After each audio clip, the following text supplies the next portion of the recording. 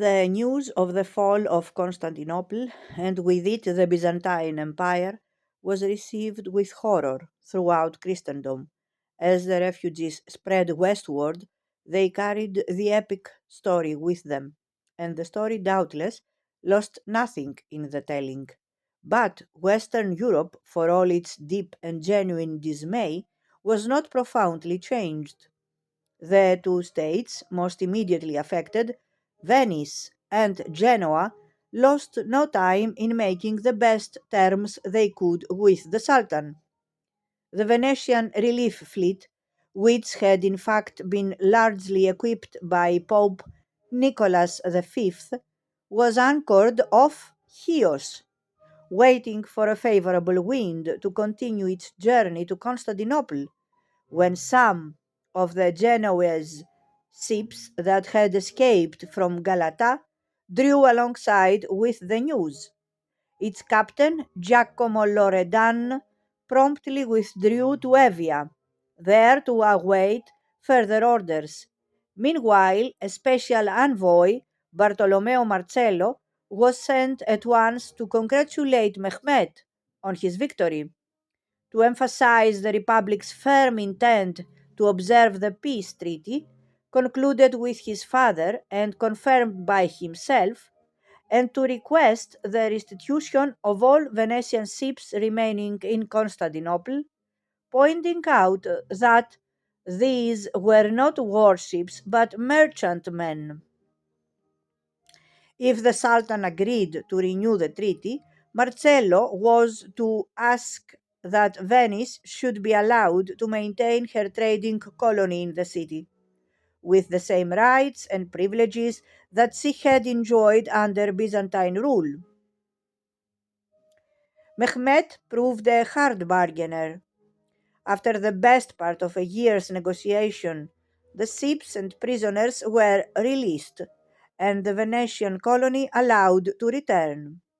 No longer, however, would it enjoy those territorial and commercial concessions on which its former power and prosperity had depended. The Latin presence in the East was already on the decline. The Genoese had even more at stake than the Venetians, and had continued to play their double game. In Galata, their podesta had opened the gates the moment the Turks appeared, and had done everything he could to prevent his countrymen's unseemly exodus. After a time, he was given assurances that the Genoese of Galata would remain in possession of their property and might practice their religion unhindered as long as they rang no bells and build no new churches. But they must surrender their arms and destroy their fortifications and citadel. Theoretically, the Genoese trading colonies along the northern shore of the Black Sea, including the prosperous port of Kaffa in the Crimea, would be allowed to continue.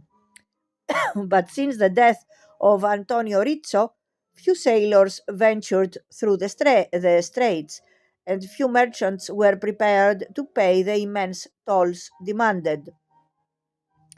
With the exception of the island of Chios, which was to remain Genoese until 1566, by the end of the century Genoa's commercial empire was gone.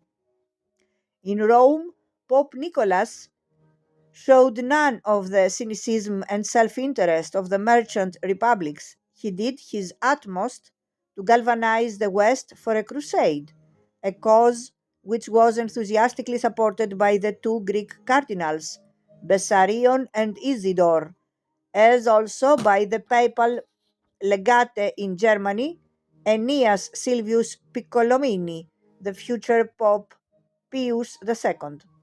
But it was no use. 200 or 300 years before, Christian zeal had been enough to launch military expeditions for the rescue of holy places of pilgrimage. With the advent of Renaissance, humanism, however, The old religious fire had been extinguished. Europe had dithered, and Byzantium had died. With the Ottoman army stronger than it had ever been, the old empire was beyond all hope of resurrection.